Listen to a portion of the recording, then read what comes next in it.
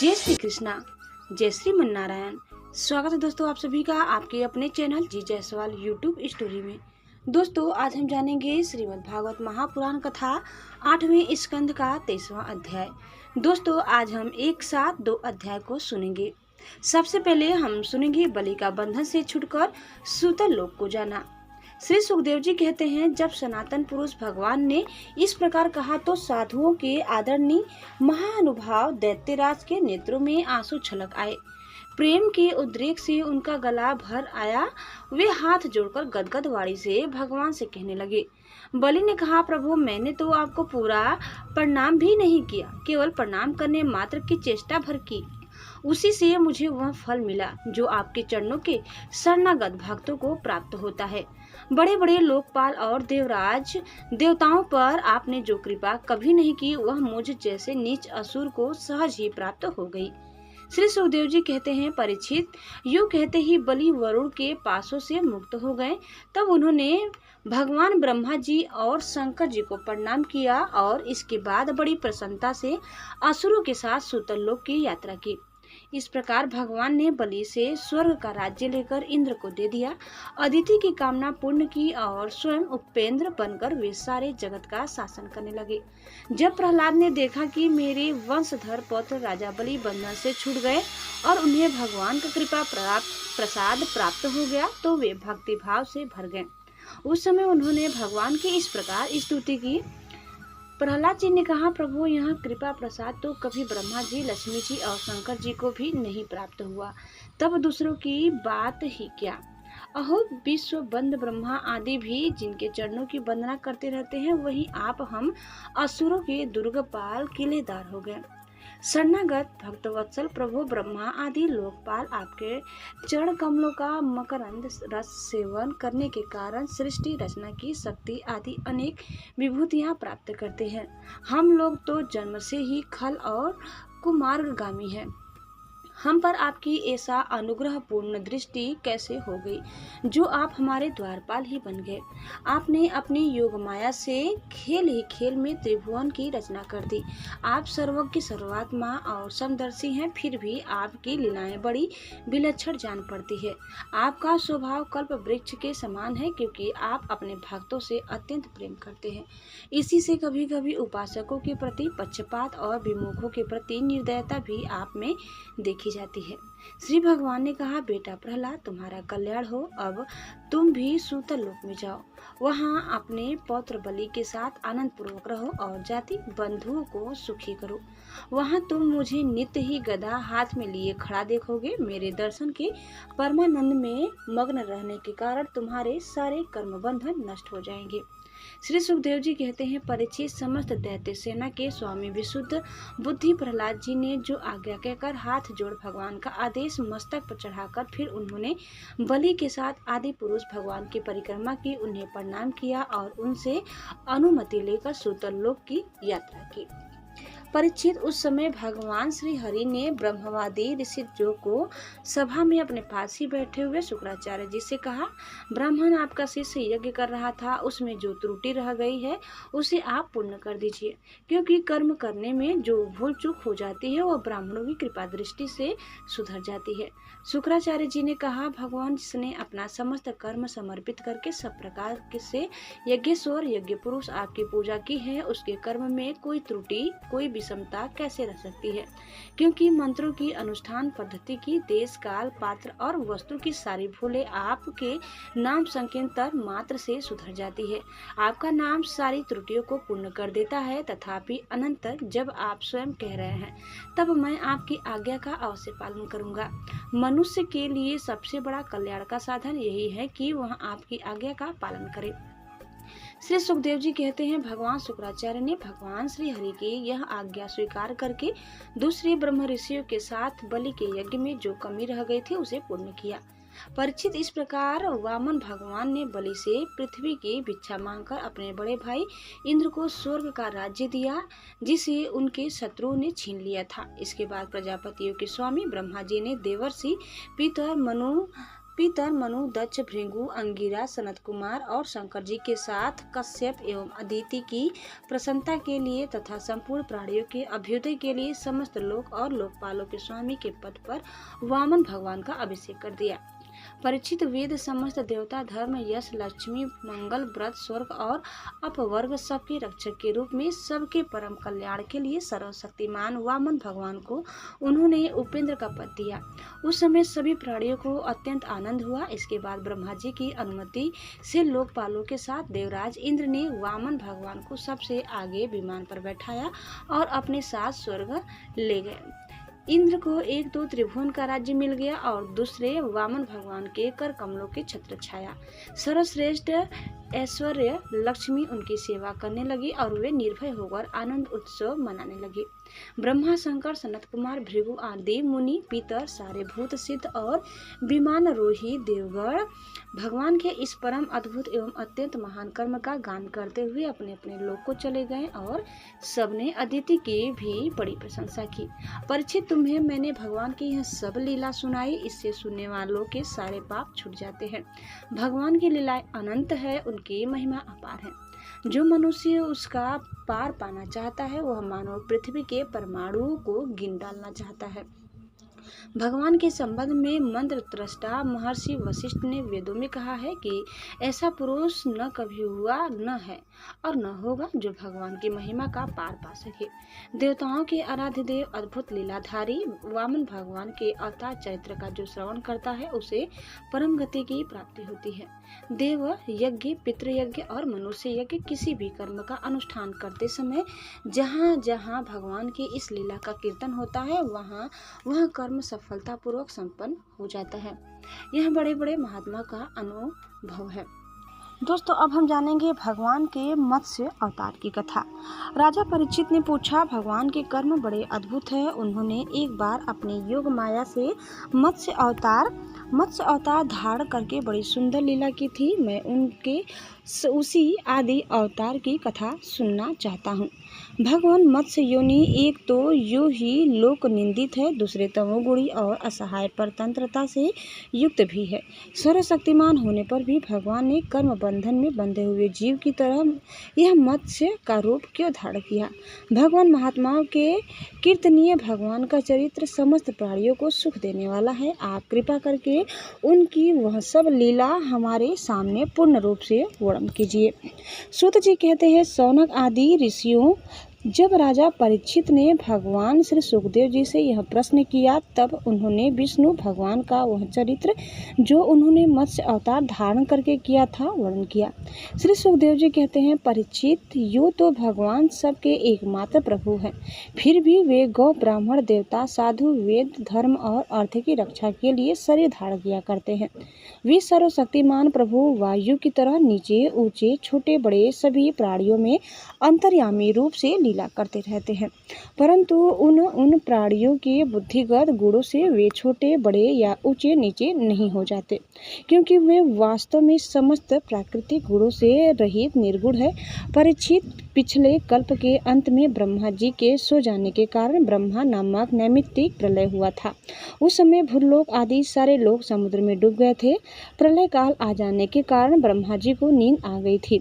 वे सोना चाहते थे। उसी समय वेद उनके मुख से निकल पड़े और उनसे पारस ही रहने वाले हयग्रीव नामक बलि दैत्य ने उन्हें योग बल से चुरा लिया।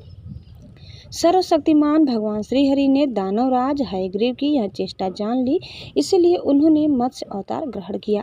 परीक्षित, उस समय सत्यव्रत नाम के एक बड़े उदार एवं भगवत परायण राजर्षि केवल जल पीकर तपस्या कर रहे थे। वहीं सत्यव्रत वर्तमान महाकल्प में विश्वस्वान यानी सूर्य के पुत्र श्राद्ध देव के नाम से विख्यात हुए और उन्हें भगवान ने वैवस्वत मनु बना दिया। एक दिन वे राजर्षि कृतमाला नदी में जल से तर्पण कर रहे थे। उसी समय उनकी अंजलि के जल में एक छोटी सी मछली आ गई।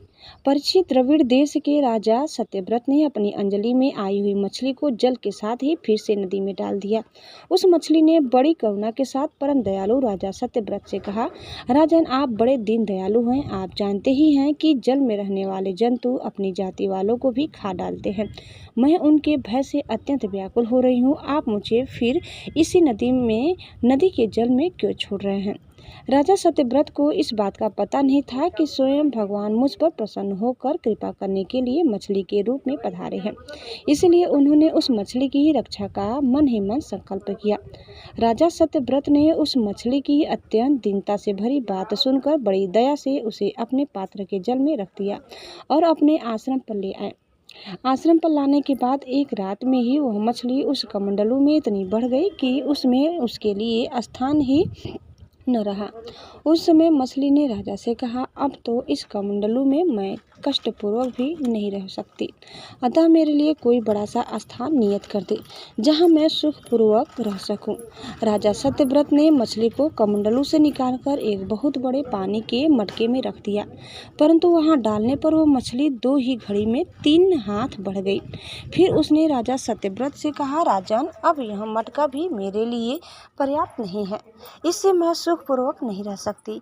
मैं तुम्हारी शरण में हूँ, इसलिए मेरे रहने योग्य कोई बड़ा सा स्थान मुझे दो।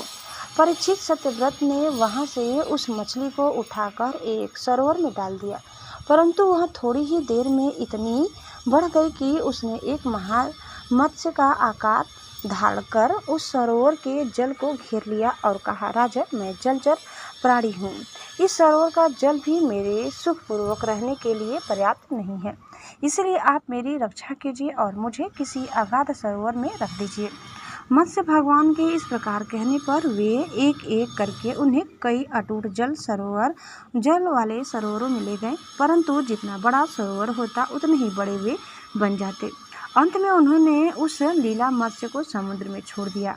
समुद्र में डालते समय मत्स्य भगवान ने सत्यव्रत से कहा, वीर, समुद्र में बड़े बड़े बलि, मकर आदि रहते हैं, वे मुझे खा जाएंगे, इसलिए आप मुझे समुद्र के जल में मत छोड़िए। मत्स्य भगवान की यह मधुर वाणी सुनकर राजा सत्यव्रत मोहमुग्ध हो गए। उन्होंने कहा, मत्स्य का रूप धारण करके मुझे मोहित करने वाले आप कौन हैं? आपने एक ही दिन में 400 कोस के विस्तार का सरोवर घेर लिया। आज तक ऐसी शक्ति रखने वाला जलचर जीव तो न मैंने कभी देखा था और न सुना ही था।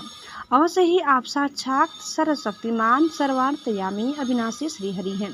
जीवों पर अनुग्रह करने के लिए ही आपने जलचर का रूप धारण किया है। पुरुषोत्तम, आप जगत की उत्पत्ति, स्थिति और प्रलय के स्वामी हैं, आपको मैं नमस्कार करता हूँ। प्रभु, हम शरणागत भक्तों के लिए आप ही आत्मा और आश्रय हैं। यद्यपि आपके सभी लीला अवतार प्राणियों के अभ्युदय के लिए ही होते हैं, तथापि मैं यह जानना चाहता हूँ कि आपने यह रूप किस उद्देश्य से ग्रहण किया है। कमल नयन प्रभु, जैसे देह आदि अनात्म पदार्थों में अपनेपन का अभिमान करने वाले संसारी पुरुषों का आश्रय व्यर्थ होता है, उस प्रकार आपके चरणों की शरण तो व्यर्थ हो नहीं सकती, क्योंकि आप सबके अहेतुक प्रेमी, परम प्रियतम और आत्मा है। आपने इस समय जो रूप धारण करके हमें दर्शन दिया है, यह बड़ा ही अद्भुत है। श्री सुखदेव जी कहते हैं, परीक्षित, भगवान अपने अनन्य प्रेमी भक्तों पर अत्यंत प्रेम करते हैं। जब जगतपति मत्स्य भगवान ने अपने प्यारे भक्त राजर्षि सत्यव्रत की यह प्रार्थना सुनी तो उनका प्रिय और हित करने के लिए साथ ही कल्पांत के प्रलयकालीन समुद्र में विहार करने के लिए उनसे कहा।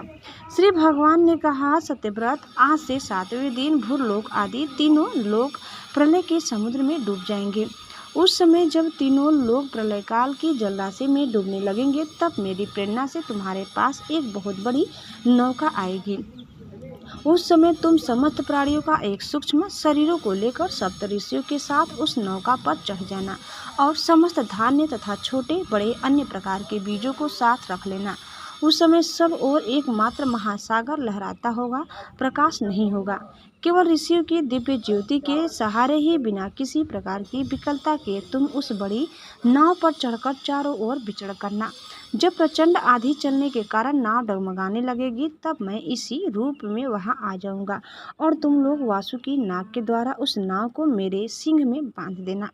सत्यव्रत, इसके बाद जब तक ब्रह्मा जी की रात होगी, तब तक मैं ऋषियों के साथ तुम्हें उस नाव में बैठाकर उसे खींचता हुआ समुद्र में विचरण करूंगा। उस समय जब तुम प्रश्न करोगे, तब मैं तुम्हें उपदेश दूंगा। मेरे अनुग्रह से मेरी वास्तविक महिमा, जिसका नाम परम ब्रह्मा है, तुम्हारे हृदय में प्रकट हो जाएगी और तुम उसे ठीक ठीक जान लोगे। भगवान राजा सत्यव्रत को यह आदेश देकर अंतर्ध्यान हो गए। अतः अब राजा सत्यव्रत उसी समय की प्रतीक्षा करने लगे जिसके लिए भगवान ने आज्ञा दी थी। कुशों का अग्रभाग पूर्व की ओर करके राजर्षि सत्यव्रत उन पर पूर्वोत्तर मुख से बैठ गए और मत्स्य रूप भगवान के चरणों का चिंतन करने लगे। इतने में ही भगवान का बताया हुआ वह समय आ पहुंचा। राजा ने देखा कि समुद्र अपनी मर्यादा छोड़कर बढ़ रहा है। प्रलय काल के भयंकर मेघ वर्षा करने लगे। देखते ही देखते सारी पृथ्वी डूबने लगी। तब राजा ने भगवान की आज्ञा का स्मरण किया और देखा कि नाव भी आ गई है। तब वे धान्य तथा अन्य बीजों को लेकर सप्तऋषियों को लेकर उस पर सवार हो गए।